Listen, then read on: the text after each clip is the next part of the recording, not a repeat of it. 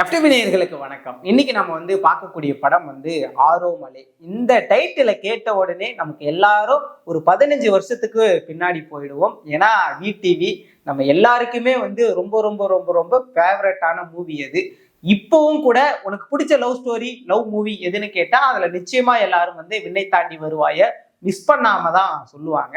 அப்படிப்பட்ட அந்த படத்துல வர ஒரு பாட்டு தான் ஆரோமலே. அதை வச்சு இன்னைக்கு ஒரு படமே வந்திருக்கு. கிஷன் தாஸ், ஸ்வாத்மிகா, அர்ஷத் கான், விடிவி கணேஷ், இப்படி ஒரு சூப்பரான காம்போவோட ஒரு சூப்பரான ஃபீல் குட் மூவியா வந்திருக்கக்கூடிய படம் தான் ஆரோமலே. இந்த படத்துடைய ஒன்லைன் பத்தி சொல்லணும்னா, எல்லா நேட்டிவ் கிட்டுக்கும் என்ன ஆசை, படங்கள்ல வர மாதிரி நமக்கு ஒரு காதல் அமைஞ்சிட்டா போறோம், அந்த மாதிரி ஒரு லவ் ஸ்டோரி அமைஞ்சிட்டா நம்ம லைஃப் பிறந்ததுக்கான ஒரு வாழ்க்கை பலனை அடைஞ்சிட்டோம் அப்படின்னு நினைப்பாங்க இல்லையா?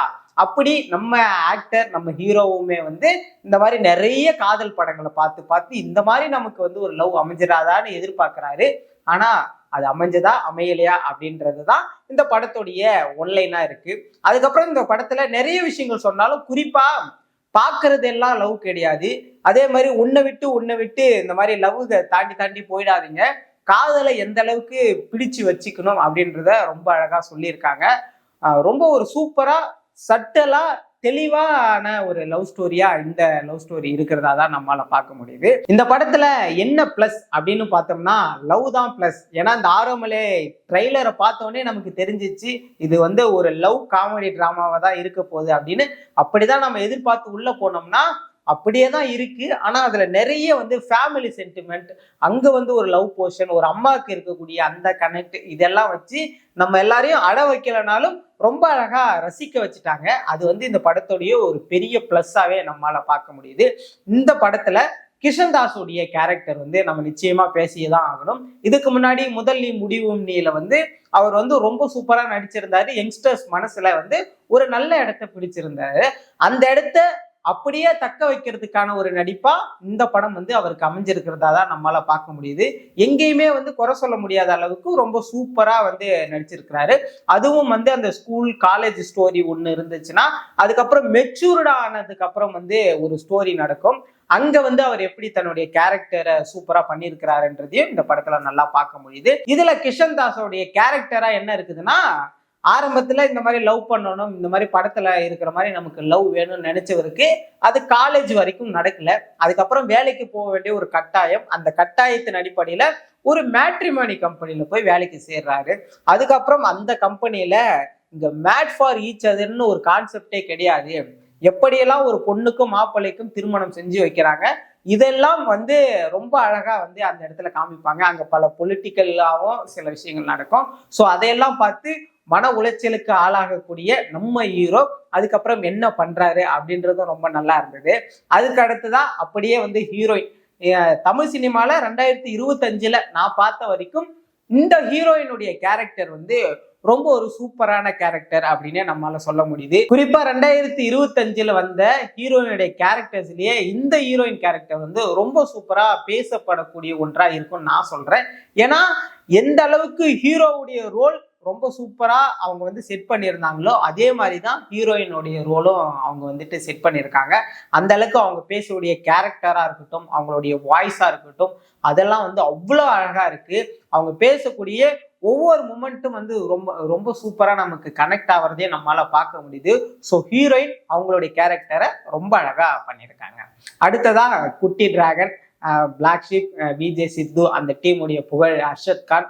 அவர் இதுக்கு முன்னாடி டிராகன்ல அந்த டைரக்டர் எதை சொன்னாரோ அதை அப்படியே எடுத்து அவர் பண்ணியிருப்பாரு. ஆனா இந்த படத்துல ரொம்ப எஃபோர்ட் போட்டிருக்காரு.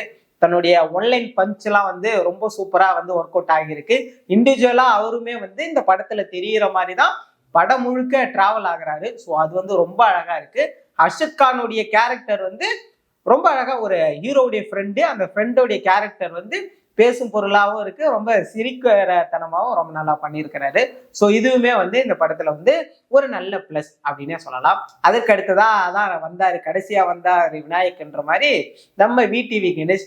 அவருடைய ரோல் நிச்சயமா எப்படி அன்னைக்கு எஸ்டிஆருக்கு விடிவி கணேஷ் ஒரு சூப்பர் காம்போவா செட் ஆனதோ அதே மாதிரி இன்னைக்கு யார் யாரெல்லாம் லவ் பண்ணணும்னு ஆசைப்படுறாங்களோ அந்த படங்கள்லாம் VTV கணேஷ் இருந்தாவே அந்த படம் ஹிட்டுப்பா அப்படின்ற அளவுக்கு அவருடைய கேரக்டரை ரொம்ப அழகா அவர் பண்ணிட்டாரு.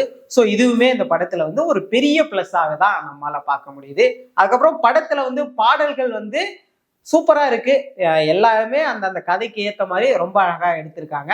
ஆனா இந்த படத்துல ரொம்ப ஒரு பெரிய பிளஸ்ஸா சொல்லணும்னா படமே அழகா கலர்ஃபுல்லா இருக்கு. அந்த லவ் ஸ்டோரிக்கு ஏத்த மாதிரி ரொம்ப அழகா கலர்ஃபுல்லா இருக்கு. அதற்கு அடுத்துதான் இந்த படத்துல இருக்கக்கூடிய 2 கேரக்டர்ஸ், ஒன்னு சந்தான பாரதி, இன்னொன்னு அந்த துளசி, அவங்களுடைய கேரக்டருமே வந்து ரொம்ப சூப்பரா இருக்கு. அதுல வந்து சந்தான பாரதிக்கு இருக்கக்கூடிய கேரக்டர் நல்லா இருந்தாலும் அதுக்கப்புறம் துளசி அவங்களுக்கு வந்து ஒரு பிளாஷ்பேக் போர்ஷன் இருக்கும். அது வந்து அவ்வளவு அழகா இருக்கு. அம்மாவுக்கும் மகனுக்கும் இருக்கக்கூடிய அந்த எமோஷனல் கனெக்டை வந்து ரொம்ப அழகா காமிச்சிருக்காங்க. இதெல்லாம் வச்சு பார்க்கும்போது கடைசியா ஒரு 6 மாதங்கள்ல நம்ம வந்து எத்தனையோ லவ் மூவிஸ் பார்த்திருக்கோம். ஆனா அதெல்லாம் பார்க்காத மாதிரி ஒரு சில விஷயங்களை வந்து வித்தியாசமா பண்ணியிருக்காங்க. குறிப்பா யங்ஸ்டர்ஸ் வந்து நல்லா என்ஜாய் பண்ணி பார்க்கக்கூடிய ஒரு படமா தான் இருக்கு. ஸோ வந்து நம்ம எக்ஸ்பெக்ட் பண்ணி தியேட்டருக்கு போனதுக்கு ஒரு நல்ல வைபான ஒரு படமா இந்த படம் இருந்திருக்கு அப்படின்னு தான் நம்மளால சொல்ல முடியுது.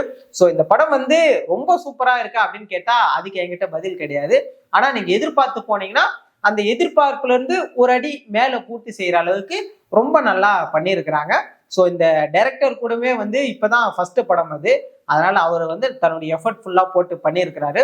ஸோ மொத்த டீமுக்கும் வாழ்த்துக்கள், நல்லா பண்ணியிருக்கீங்க. ஒரு சூப்பரான லவ் ஸ்டோரியை வந்து ரொம்ப நாளுக்கு அப்புறம் தியேட்டர்ல பாக்குறதுக்கு நல்லா இருக்கு. ஸோ மறக்காம ஆரோமலை எல்லாரும் தியேட்டர்ல போய் பாருங்க. எல்லாரும் என்ஜாய் பண்ணி கூட பார்க்கக்கூடிய ஒரு படமா நிச்சயமா இருக்கும். நான் மேல ஒரு ரிவ்யூல சந்திக்கிறேன். நன்றி.